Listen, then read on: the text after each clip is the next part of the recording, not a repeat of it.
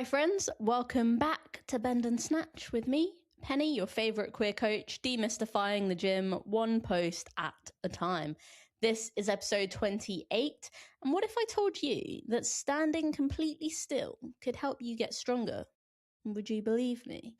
Or would you assume that I was just being a silly billy? Would you assume that I was about to give you a 5-minute wall sit as some kind of punishment? Well, I'm not, and that's not where this is going. However, a 5-minute wall sit would be quite good for you, actually. Now, today we're talking about isometric training. So, those exercises where nothing appears to be happening, but your muscles are absolutely screaming. So I was reading this article from Stronger by Science the other day. Yesterday? I don't know. What is time? And I'll put the link in the show notes so you can have a look at it yourself if you want. So I thought I'd share with you what I learned. So let's start by defining what counts as an isometric. What does that even mean? I've done an episode looking at whether or not you can build muscle with isometric holds already in the past. I'm going to put a link to that in the show notes as well. In that one, I actually referenced the paper written by the same guy that wrote this article, Verovic, I think. Sorry if that pronunciation was despicable. So there's likely to be a bit of crossover, but I'm going to try and give you some practical applications today so you can walk away and immediately start building some strength and start using isometrics in your training. So hopefully you know how you can get the most out of them. So what do I mean by an isometric hold? It's where you contract a muscle and hold a specific static position without moving a muscle, without moving a joint, without changing anything. Now, there are a couple ways to achieve this. You can do it by holding yourself still. So this is often called a static isometric, or by pushing into or pulling away from an immovable object, also known as an overcoming isometric. So like holding a lunge for X amount of time, or pushing your hands into your thighs in a dead bug position as hard as you can for X amount of seconds. So you can also hold a weight, and if you hold it still in this position, this is often called a yielding isometric. The term isometric comes from the Greek words isos, meaning equal, and metria, meaning measuring. That was what Wikipedia said. Anyways. And it's really rare for anyone to use isometrics in isolation. So it's part of a bigger thing. They're generally used alongside other dynamic movements. So even in sports that have a lot of isometrics, there's usually the dynamic bit to get into position first. So like in gymnastics, if you're holding the cross and the rings, that's an isometric hold. But getting into the cross, that's a dynamic movement. You had to move to get there. I'm hoping this all makes a lot of sense and it sounds really obvious. So in the article I mentioned, Verovic shares some early isometric training from this Russian-born strongman called Alexander Zas. He was born in March 1888. Shout out to all the Pisces out there. Now, you can learn a lot about his training methods and his life in The Mystery of the Iron Samson, which is a book. I'm going to link that in the show notes for you as well. I'm going to read the extract that Verovic shared in his article because I thought it was pretty cool. So I'm reading. Pull as he may, the tub stood firmly rooted in one spot. The boy, however, was quite stubborn. Again and again, he tried to move the dreaded wooden edifice. Day after day, there was a tug-of-war between the child and this big, heavy tub in the basement. Even though the tub sat motionless in the basement, Sure began noticing some very strange things happening during his workday.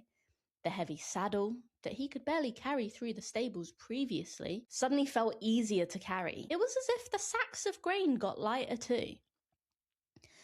So, what we're learning from this is that this kid was trying to move this big heavy wooden tub. Trying, and it didn't go anywhere, but he was just trying anyway with all his might. And the outcome of this endeavour was that he got stronger, that his daily life got easier, that he was able to do his tasks more freely. And that is because trying something as hard as you possibly can gets all of your muscles to switch on, and then you're building more strength than you would otherwise do. You know, like when you think something is heavier than it actually is, and then you go to pick it up and you're like, whoa, because it was actually lighter than you thought, but more of your muscle fibers had switched on than was required, which was why it moved all dramatically.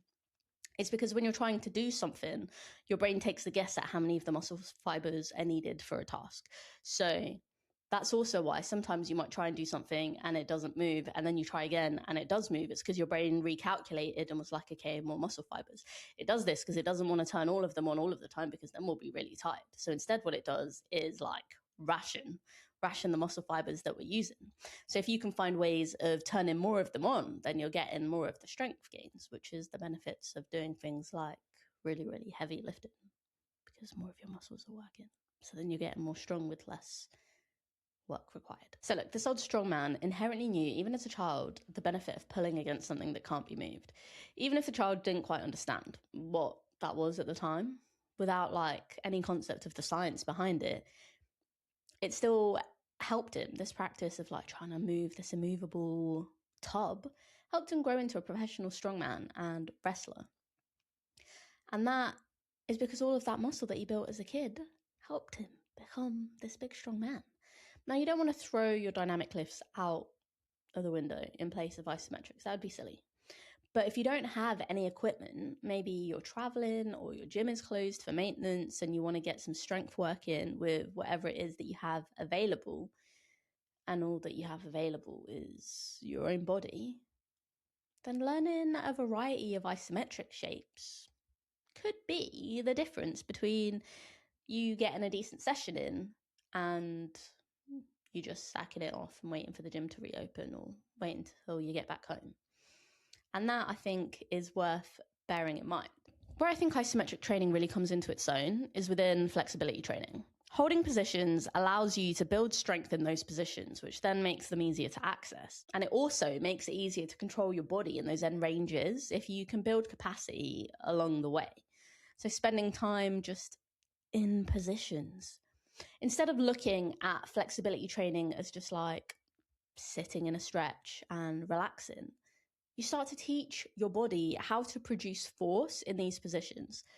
And that there is often the difference between someone who can force themselves into a hard position and then those people who can move in and out of them freely.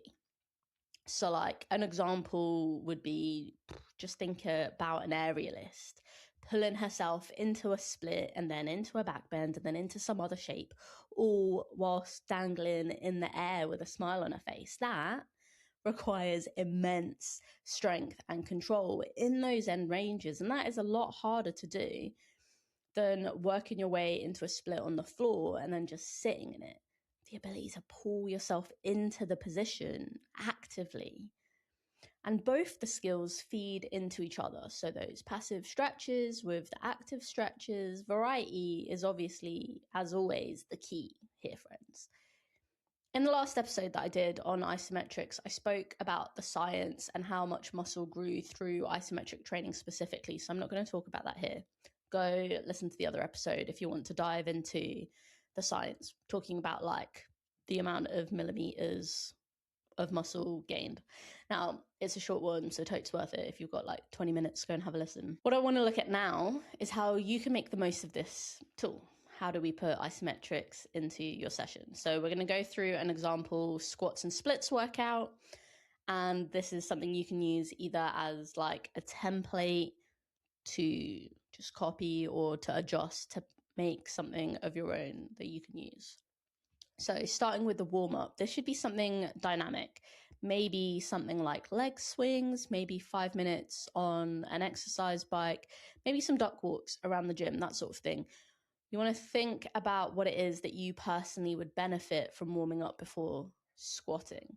If you know that you have some mobility restrictions in, say, your hips, maybe this warm-up should include something like an elevated pigeon or some Cossack squats or like a long couch stretch. If you know that you personally have restrictions in your ankles, maybe this includes some ankle stretches, some calf raises. The warm-up depends on you and what it is that you personally need to be ready to do the next hard thing, which is going to be are squats. And the better you get to know yourself and your body and the restrictions, the easier it becomes for you to start making these decisions so that you're choosing things that are the most productive for your training. So then it's time to squat. This could be some heavy squats, it could be some pause squats, giving you a chance to get some of the isometric training into your strength work right from the jump. You could pause at the bottom of each rep, or at the top and the bottom, or even in the middle of the rep, which is objectively the hardest place to pause. And then that will allow you to build strength in all of these positions, whatever kind of squat you want to do, front, back, zercher, overhead, whatever. Then it's time for your accessories, because the goal here is the splits. We want to pick 2 or 3 lifts that will complement your split position specifically. So let's go for a middle split today. I'm going to pick some horse stance squats with the 3-second pause at the bottom of each rep. Some horse stance good mornings, staying in that low position the whole time as you hinge your hips back and forth. And then also some Cossack squats, loaded this time if you did them in the warm-up. If you didn't do them in the warm-up, still probably load them. So then you want to pick 2 or 3 flexi accessories. For this, let's go for like a half split slide out with a 3-second pause in that end position, trying your best to hold still and then pull back in using your adductors rather than your hands if possible. And then something like a straddle up, holding the straddle standing position for 3 to 5 seconds on each rep, going for something pretty wide, but not the most wide that you can go, but close to the most wide that you can stand up from. And then it's time for some middle split push-ups, pausing at the top and the bottom of each rep for like 3 to 5 seconds, maybe. So now, once you've done all of these things, it's time to do your middle split holds. These could be done either supported, so like with your hands or with a yoga block under your thighs, or they could be isos, so using your own strength to hold you in that position. So then you're in that like side split position. That would probably be more of a side split than a middle split, because I don't know how you would hold yourself folded over if you wanted to go for that one specifically. If you have the time, maybe do 2 or 3 sets of the isos followed by 1 to 3 sets of the passive hold with support. If you don't, just pick one for the day. You want to build time in your positions. Doing 3 sets of a stretch is really nice, as it gives you the chance to get used to what it feels like, and then that allows you to actually relax. And once you've actually started to relax, you're able to then get deeper into the stretch, so you start being able to get a bit more out of it. If the goal is pure strength or hypertrophy, I think there's still a place for isometrics. I think there's a lot of fun and interesting and gross things that you can do beyond just like holding a wall sit for an amount of time. And often the limit is your imagination. It's worth you just like exploring stuff, doing shapes, pausing in the middle if you want to see what it feels like. And if you implement any of the isometrics into your routine, or if you try the squats and split session that I just gave you, or a variation of it, please do let me know how you get on, because I love hearing back from you about your training, especially when you're exploring different ways of moving, because the exploration bit, that's so important. And I think approaching physical culture with an attitude of exploration and creativity makes exercise just a whole lot more interesting.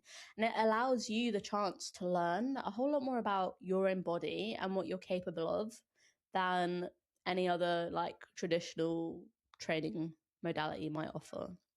So be sure to share your thoughts and processes in the comment section. Please tag me on Instagram as well at superpenny, that's with an IE. If you want to share any of your videos with me, I'll be sure to repost them. So until next time.